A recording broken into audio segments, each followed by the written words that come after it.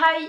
J'espère que vous allez bien. On se retrouve aujourd'hui dans une nouvelle vidéo parce que j'avais envie de vous parler, encore une fois, des animés qui vont sortir pour le mois d'avril 2023. Je vous promets que c'est la dernière de cette série de vidéos parce qu'il y avait quand même pas mal d'animés dont je souhaitais vous parler et qui sortent au mois d'avril. Si cette vidéo vous intéresse, je vous laisse avec la suite.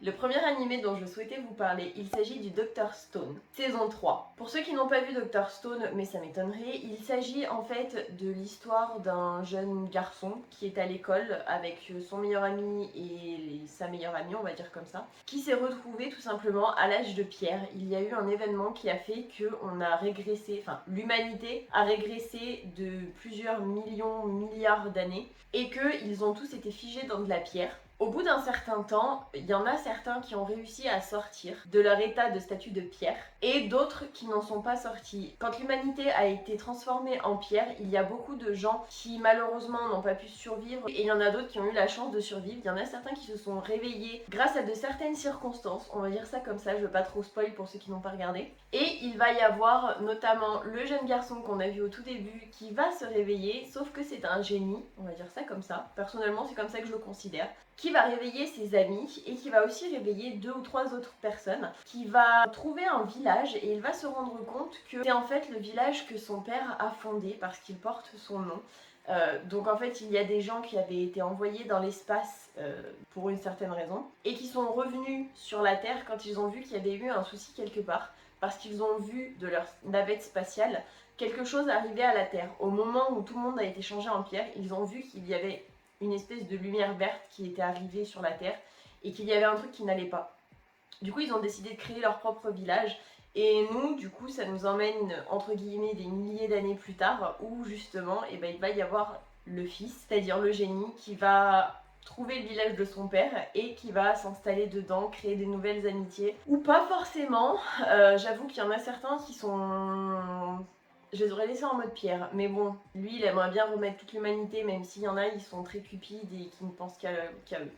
L'anime suivant dont je souhaitais vous parler, il s'agit de Isekai de Cheat Skill Wateni Shita Orewa. Comme d'habitude, je vous mets juste là-haut le titre original, mais j'avoue que c'est trop long, donc je préfère abréger, en plus mon accent doit être complètement pourri. Ça va nous raconter l'histoire de Iuya, je crois que ça se dit comme ça, Iuya Tenjo, qui est un jeune garçon qui vit tout seul chez son défunt grand-père et qui se fait harceler à son lycée. Malgré les violences physiques qu'on lui inflige à l'école, il arrive à rester entre guillemets positif et à se dire qu'il aura des vacances scolaires où justement il va pouvoir entre guillemets avoir une vie entre guillemets normale. Pendant les vacances scolaires, il va décider de nettoyer un petit peu la maison de son défunt grand-père et il va atterrir dans une pièce où son grand-père stockait toutes les choses qu'il a réussi à trouver pendant toute sa vie, dans laquelle il n'était jamais rentré auparavant. En faisant du rangement dans tout ce que son grand-père avait collecté durant toutes ces années, il va tomber sur une espèce de porte qui a l'air d'être découpée dans le mur. Et en ouvrant cette fameuse porte, il va se rendre dans un nouveau monde où la magie existe. Ça va donc nous raconter, bien évidemment, il y a Isekai dans le titre, ses aventures dans ce nouveau monde. Alors je ne sais pas s'il va pouvoir revenir dans son monde d'origine ou pas.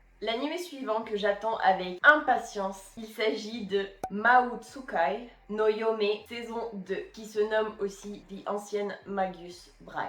J'ai trop hâte que cette saison sorte. Alors, pour ceux qui n'ont pas vu la saison 1, ça raconte l'histoire d'une jeune fille qui est vendue comme esclave, en fait, tout simplement, et qui va être achetée par une espèce de sorcier magicien un petit peu bizarre qui n'a pas une apparence humaine. Elle va emménager avec lui, sauf qu'il va se rendre compte à un moment qu'elle n'est pas si humaine que ça, qu'elle n'est pas si normale que ça, qu'elle a un petit quelque chose de spécial. Et au fur et à mesure des épisodes, on va se rendre compte qu'en effet, elle est bien plus particulière qu'on le pense. Elle va faire un pacte avec un animal. Elle va pouvoir utiliser la magie.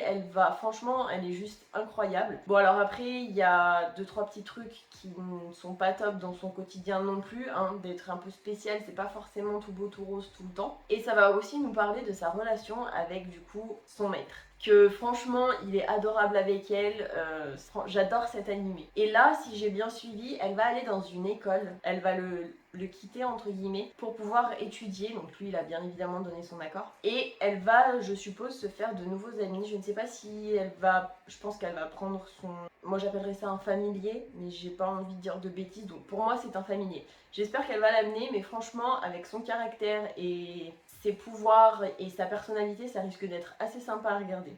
L'anime suivant, il s'agit de Opus Colors. Il s'agit apparemment d'une série animée créée par la même équipe que Star Mew. Alors personnellement je ne connais pas, mais en gros je vais vous dire ce que ça dit. On va suivre les débuts de Kazuya Yamanashi dans une école spécialisée dans la perception d'art. Une peinture numérique immersive. Donc si j'ai bien compris, ça raconte l'histoire d'un jeune garçon qui va voir, alors je ne sais pas si c'est quelqu'un de sa famille ou pas du tout, utiliser des espèces de lunettes un petit peu bizarres qu'il va du coup essayer en étant jeune. Et si j'ai bien compris, donc ça doit être ça qu'ils appellent la peinture numérique immersive. Donc en fait il faut qu'ils mettent leurs lunettes et ils vont, je suppose, pouvoir dessiner ou faire de l'art en fait tout simplement avec les lunettes. Il va décider d'intégrer une école où il va faire la rencontre de plein d'autres personnages que des personnages masculins. Et ça va nous raconter principalement l'histoire du groupe d'amis qui va se former malgré toutes leurs différences. Ils viennent quasiment tous d'un monde différent, d'une éducation différente. Et ça va nous montrer comment ils se sont liés d'amitié ou pas pour certains, parce que j'ai l'impression qu'il y en a entre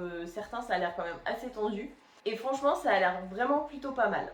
L'anime suivant, il s'agit de Watashi no Yori wa Oshigoto Desu. Ça va nous raconter l'histoire de Hime, qui est une jeune fille gentille et mignonne et qui a pour seul but d'être aimée. C'est la seule chose qu'elle demande dans la vie. Un jour, elle va se promener et elle va accidentellement faire mal à une jeune fille qui va lui demander une chose un petit peu bizarre pour se racheter. Elle va lui demander de venir travailler dans son café, qui se nomme Yori, si j'ai bien compris, afin de, du coup, pouvoir se faire pardonner par la jeune fille. Et dans ce café, elle va faire la rencontre de Mitsuki. Je suppose que c'est un personnage assez important, parce qu'ils disent ça comme si c'était quelque chose d'évident.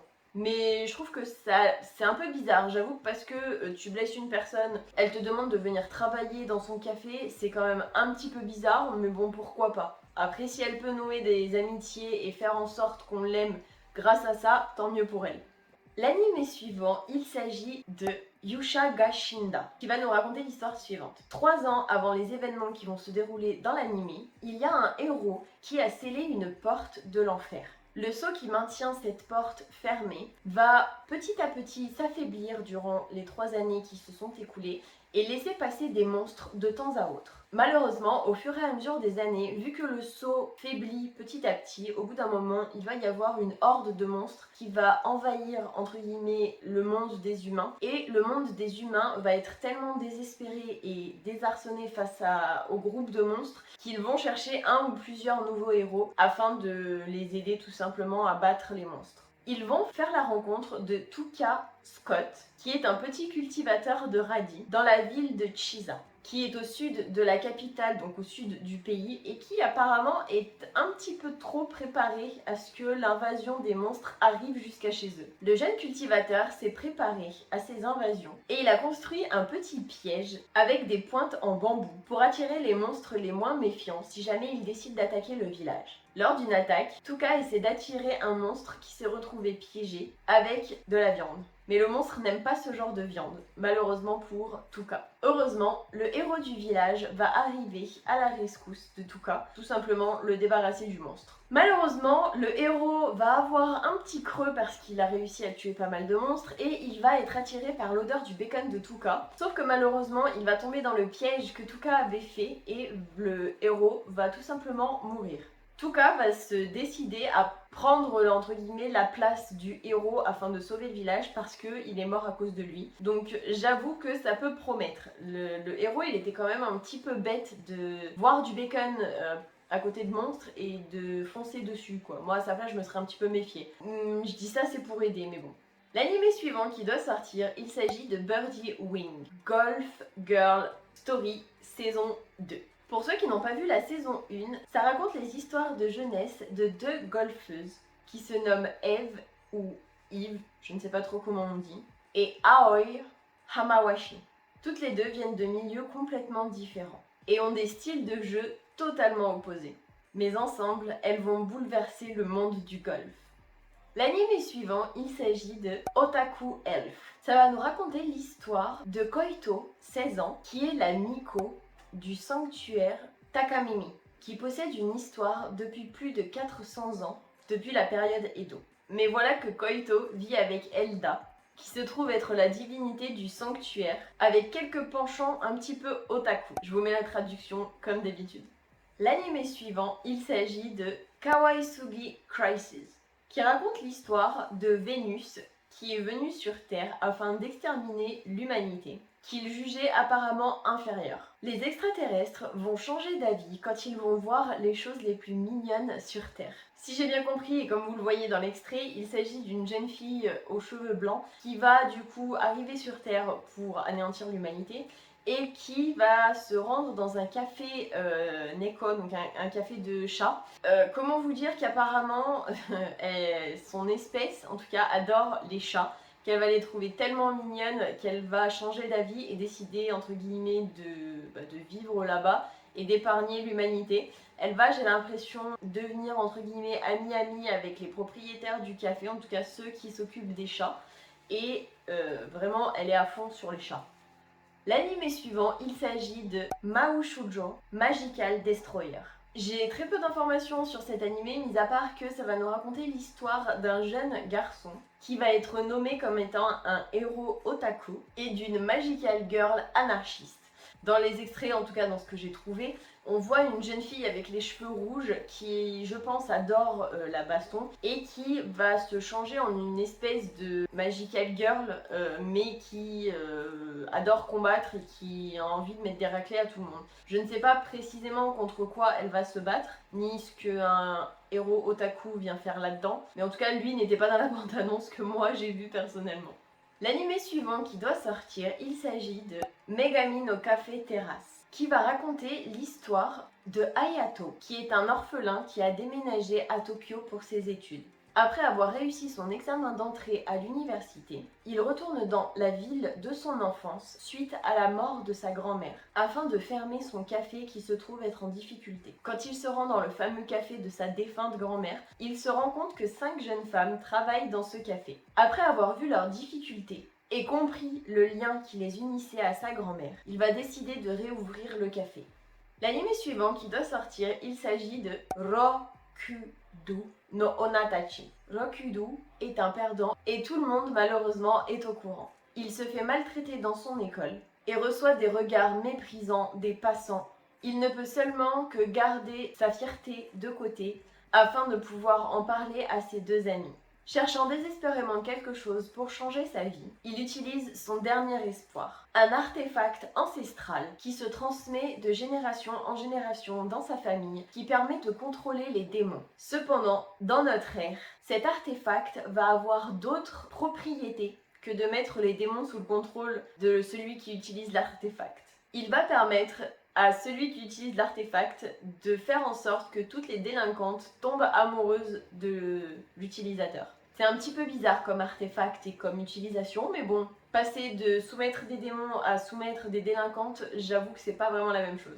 L'anime suivant, il s'agit de Tonikaku Kawaii 2. Pour ceux qui n'ont pas vu la première saison, ça raconte l'histoire suivante. Nasa est un collégien studieux qui s'est promis de devenir une personne importante. Durant une nuit enneigée, il aperçoit une jeune fille dont il tombe tout de suite fou amoureux. Cependant, alors qu'il ne fait pas attention à la route, il se fait renverser par un camion. La jeune fille qu'il regardait se nomme Tsukasa. Elle va voir justement ce qu'il se passe et va décider de sauver Nasa, qui profite de cette situation pour lui avouer ses sentiments. La jeune fille accepte de sortir avec lui à une seule condition. Ils doivent se marier. Plusieurs années après cet événement, Tsukasa vient sonner chez Nasa pour tenir la promesse qu'elle a faite. Ainsi commence la vie de nos 2 jeunes mariés.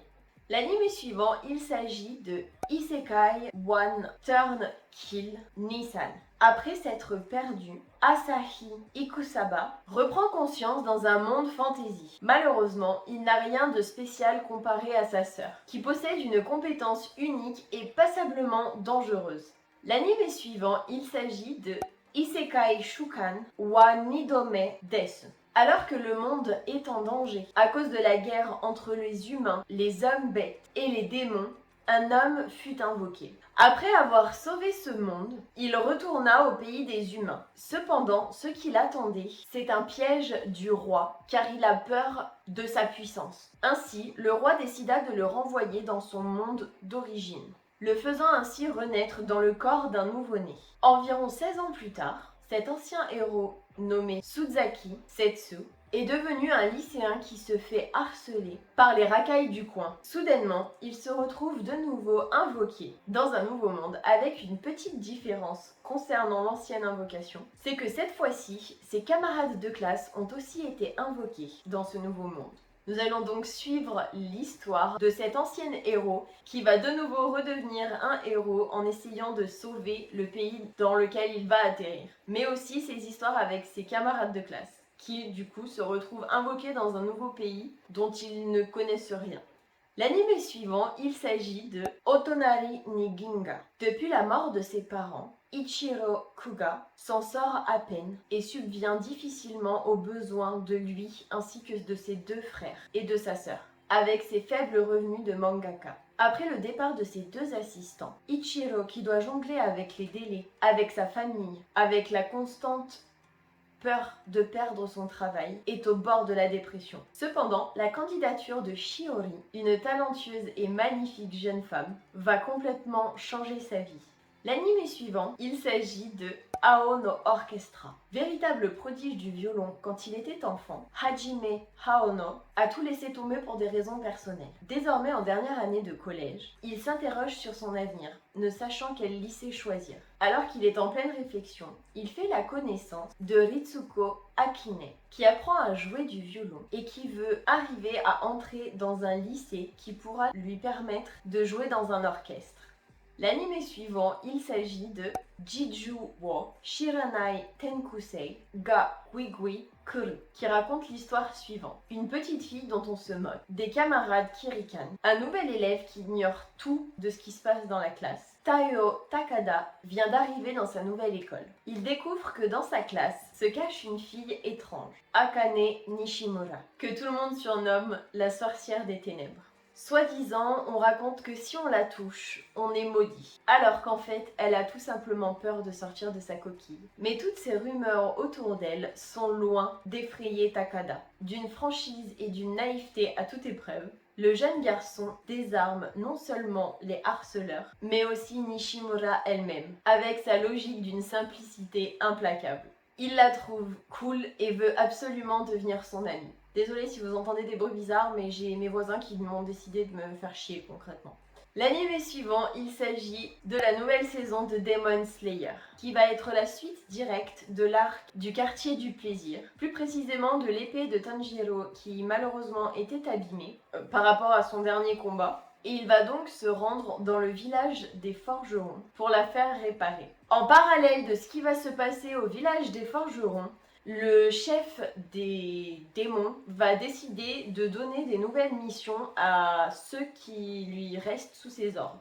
Pour ceux qui n'ont pas vu Demon Slayer de base au tout début, ça raconte l'histoire de Tanjiro qui a une famille, concrètement il a une mère, alors il n'a plus de père, mais il a des frères et des sœurs, et il va rentrer un soir de son travail tout simplement, et va se rendre compte que toute sa famille est morte, sauf sa sœur. Sauf que le problème c'est que sa sœur, on va se rendre compte au fur et à mesure qu'elle a été transformée en démon, mais pas en un simple démon qui a envie de tuer les humains. Elle va réussir à se contenir et elle va l'aider au fur et à mesure du temps. Elle va réussir à maîtriser en fait le fait que ce soit devenu un démon. Sauf que le problème c'est que vu que son frère va devenir chasseur de démons, donc Demon Slayer, c'est pas forcément facile d'expliquer à tout le monde que t'as une sœur, que tu te trimbales une caisse en bois derrière toi et pour prouver en fait qu'elle va l'aider. J'avoue que c'est un petit peu complexe. On va faire la rencontre de pas mal de personnages que personnellement j'adore. Et dans le film, il va y aussi y avoir quelques morts que personnellement m'embêtent un petit peu, mais bon, c'est le jeu quoi. L'anime suivant, il s'agit de Mobile Suit Gundam. Il va donc s'agir de la suite de la première saison et pour ceux qui n'ont pas vu, il s'agit de l'histoire suivante. Ad Stella AD 122, les sociétés commerciales ont décidé d'étendre leur vaste réseau à travers l'espace, permettant la création d'un système économique stellaire. Sous l'état Mercury, originaire de Mercure, est transféré dans le lycée technologique d'Astikasia, qui appartient au groupe Benerit, le leader du marché en matière de mobile suite. Si je comprends bien, les mobiles suites, ce sont des armures un peu style mécatronique commandées par personne normale. L'anime suivant, il s'agit de World Die Star. Ça va nous raconter l'histoire de Kokona Otori, qui est une jeune fille qui veut intégrer la prestigieuse troupe de théâtre Sirius. Apparemment, cette jeune fille va faire la rencontre d'une autre jeune fille qui va l'aider à rentrer dans la troupe de théâtre Sirius. L'anime suivant qui doit sortir, il s'agit de Kanojo ga Kushaku Tei ni Hita Ri Iyu, qui raconte l'histoire suivante. Être réincarné dans un roman policier à succès. Il y a de quoi s'enthousiasmer. Sauf qu'au lieu de prendre le rôle de l'enquêtrice, on adopte celui plutôt de la victime. Pas question d'attendre les bras croisés, de se faire assassiner par son fiancé. Pour rester en vie, il va falloir ruser. L'anime suivant, il s'agit de Kimi wa Fukago, Insomnia. Gonta Nakami est insomniaque. À l'école, il semble donc fatigué, voire associable. Un jour, dans la salle d'astronomie, il découvre Isaki Magari, endormie dans un coin. Insomniaque comme lui, mais bien plus sociable, elle lui propose de partager l'endroit afin de pouvoir y dormir. Leur rapprochement semble les aider à retrouver le sommeil, chacun étant sensible au battement de cœur de l'autre. Et enfin, le dernier animé qui doit sortir, il s'agit de Pokémon, qui apparemment adaptera la série de jeux Écarlate et Violet, avec deux nouveaux héros, Rico et Roy. L'intrigue se passera dans la région de Paldea. Ce sera la première saison où Sacha n'apparaît pas. Il y aura vraiment que, si je comprends bien, soit des nouveaux, soit que des personnages qui sont dans Écarlate et Violet. J'espère que cette vidéo vous aura plu et qu'elle n'aura pas été trop longue. Je m'en excuse si c'est le cas. N'hésitez pas à liker la vidéo si elle vous a plu, à vous abonner avec ma tête qui s'affichera. Et moi je vous dis à la prochaine pour une prochaine vidéo. Mouah.